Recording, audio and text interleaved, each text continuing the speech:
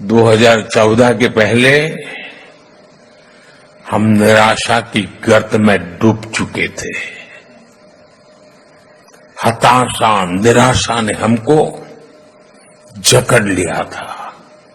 आज देश आत्मविश्वास से भरा हुआ है। प्रधानमंत्री नरेंद्र मोदी ने भारतीय समुदाय को संबोधित करते हुए डायस्पोरा के सामने प्रशंसा की कि पिछले 10 वर्षों में बहुत तेज रफ्तार से ये सरकार चल रही है, बहुत कुछ हासिल किया है। विपक्ष का यही आरोप है कि आपकी सरकार हमेशा यही बताती है कि जो कुछ इस देश में हुआ है वो 2014 के ही बाद हुआ है। ऐसा क्यों? नमस्कार साथियों, मैं आपका दोस्त अशफाक अहमद और आप देख रहे हैं देशभक्त चैनल।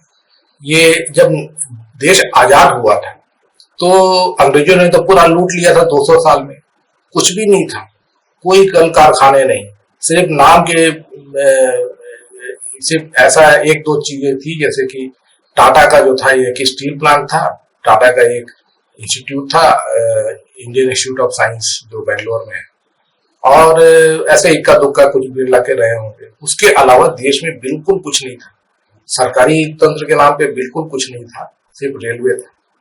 तो ऐसे माहौल में जब मतलब बजट में कुछ नहीं हुआ करता था क्योंकि आमदनी बहुत कम थी देश की, तो ऐसे माहौल में नेहरू जी प्रधानमंत्री बने और उन्होंने जो भी स्थापना की वो आज भी काम कर रहे हैं। जितने भी बांध बने, और बांध बनाना जरूरी था क्योंकि हमारे देश में जब सूखा पड़ता था तो भयंकर सूखा पड़ता था, जब बाढ़ आती थी तो भयंकर बाढ़ आती थी, तो बांध बनाना बहुत जरूरी था। तो बड़े बड़े बांध सब नेहरू जी के देन।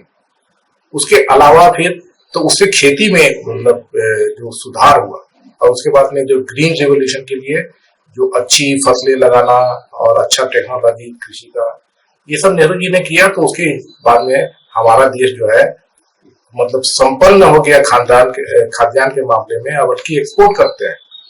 दुनिया के बड़े एक्सपोर्टर में इंडिया का नाम आता है। और उसके पहले तो सूखा पड़ता था, बाढ़ आता था, तो करोड़ों लोग भूखमरी के शिकार हो जाते थे और लाखों लोग मर जाते थे। तो ये नेहरू जी की देन है। उसके अलावा नेहरू जी ने पढ़ाई के लिए जितने भी संस्थान बनाए, स्वास्थ्य के लिए जितने भी संस्थान बनाए, टेक्नोलॉजी के लिए जितने भी संस्थान बनाए, उसके बाद में जो काम करने वाला सिस्टम जो होता है कि अलग अलग जैसे कि जो न्यायिक संस्थाएं और संविधान, सबसे बड़ा संविधान जो इस देश को आज भी चलाता है, तो ये सब नेहरू जी की देन है।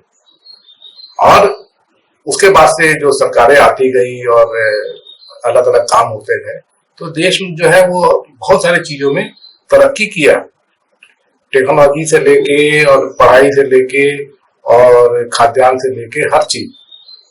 तो जब मोदी जी प्रधानमंत्री बने तो सब कुछ था कि पोर्ट बनाना हो, शिप बनाना हो, रॉकेट बनाना हो, या टेक्नोलॉजी है, पढ़ाई है, तो ये सब चीजें तो सब पूर्ववर्ती सरकारों ने किया। तो मोदी जी के पास तो सब कुछ था, लेकिन 10 साल में मोदी जी ने क्या किया, उसको आगे बढ़ाना चाहिए था कि नए संस्थान बनते, जैसे कि पढ़ाई के जो IIM, IIT, इसके तर्ज पे कुछ नया कुछ मोदी जी करते, तो वो तो मोदी जी ने नहीं किया। खाद्यान्न के मामले में जो और कुछ नया टेक्नोलॉजी, तो वो तो मोदी जी ने नहीं किया। या फिर दूसरी चीजें जो है जो कुछ जैसे कि नौकरियों के लिए सरकारी उद्यम, तो वो तो मोदी जी ने किया नहीं बल्कि बेच दिया। तो मोदी जी ने क्या किया, तो 2014 के पहले सब कुछ था और उसमें मोदी जी ने कुछ भी जोड़ा नहीं बल्कि घटाया है। और यहाँ तक कि जो चीन हमारा 4000 किलोमीटर जो लद्दाख का एरिया है उस पर कब्जा करके बैठ गया। और मोदी जी पूरे विश्व में जो है वो कुछ भी अनाप शनाप पॉलिसी किए हुए हैं। तो देखिए, तो नेपाल हमारा जो दोस्त हुआ करता था तो वो चीन के गोदी में चला गया, भूटान चीन के गोदी में चला गया, श्रीलंका चला गया, यहाँ तक कि बांग्लादेश जो है वो चीन के सहारे चलता है आज के डेट में। तो सिर्फ बर्बादी दिखाई देती है मोदी जी के 10 साल। और इसके उलट मोदी जी क्या करते हैं, तो विदेशों में जाते हैं और बोलते हैं कि 2014 के पहले जो इंडिया में पैदा हुआ उसको शर्म आती थी। ये कई बार मोदी जी ने बोला जो विदेश यात्राओं के दौरान, और अभी मॉस्को में जाके फिर वही बात बोले कि जो भी कुछ हुआ है 2014 के बाद हुआ। तो कितने शर्म की बात है कि अपने देश का नाम डुबा रहे मोदी जी। ये देश का नाम को बट्टा लगाने वाला काम नहीं है। विदेशों में देश का नाम कैसे हुआ? तो ये गांधी जी की वजह से हुआ, क्योंकि वो तो विश्व नेता थे। उसके बाद नेहरू जी हुए, तो वो भी एक विश्व नेता थे। और जवाहरलाल नेहरू और गांधी, इनका नाम जो है पूरे विश्व में, तो उनकी वजह से भारत की पहचान जो होता है भारत का, इनकी वजह से बना है। और इसलिए जो सम्मान जो विदेशों में जाते हैं वो इन्हीं नेताओं की वजह से है। और मोदी जी जो है जिस तरीके से कर रहे हैं, तो बल्कि नाक कटा रहे हैं। तो जैसे कि जो मुस्लिम्स हैं, माइनॉरिटीज पे जो जिस तरीके का प्रहार होता है सरकारी तंत्र के द्वारा, और इस पे जो यूरोप और अमेरिका के देश हैं तो वो सवाल उठाते हैं। और बल्कि मोदी जी ने जो वीजा दंगे किए थे, तो मोदी जी का परमानेंट वीजा बैन था अमेरिका यूरोप में, वहां जा नहीं सकते थे मोदी जी। वो तो प्रधानमंत्री बने हैं देश के, तो अब देश का सर्वोच्च जो नेता है, तो उसके बदौलत वो अब वीजा उनको मिलता है तो जा पाते हैं अमेरिका यूरोप, वरना वो कैसे जा पाते हैं। और मोदी जी जैसे ही गद्दी से उतरेंगे फिर से वीजा बैन हो जाएगा। तो ये नाक कटाना नहीं हुआ, देश का डुबाना नहीं हुआ। तो मोदी जी तो ऐसे काम करते हैं और उल्टे बोलते हैं कि 2014 के बाद में देश में सब कुछ आया, पहले कुछ भी नहीं था। तो ऐसी ही बात है क्या? 2014 के पहले देश में कुछ नहीं था?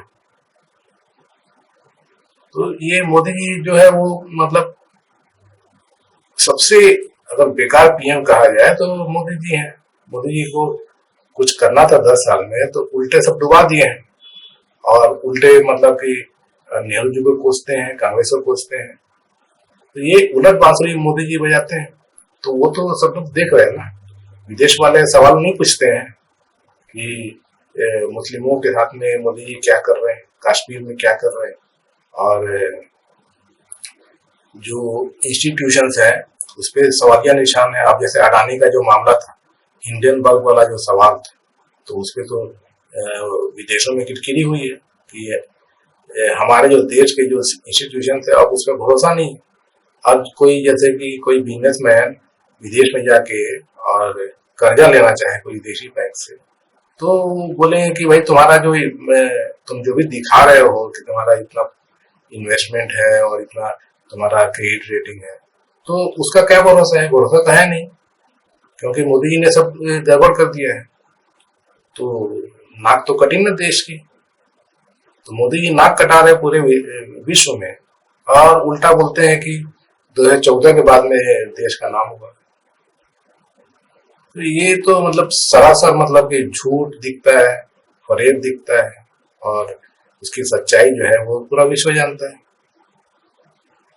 तो सवाल ये है कि प्रधानमंत्री कोई हो तो उसकी जिम्मेदारी होती है देश को आगे ले जाने के लिए, और मोदी जी जो है देश को पीछे ढकेल दिया।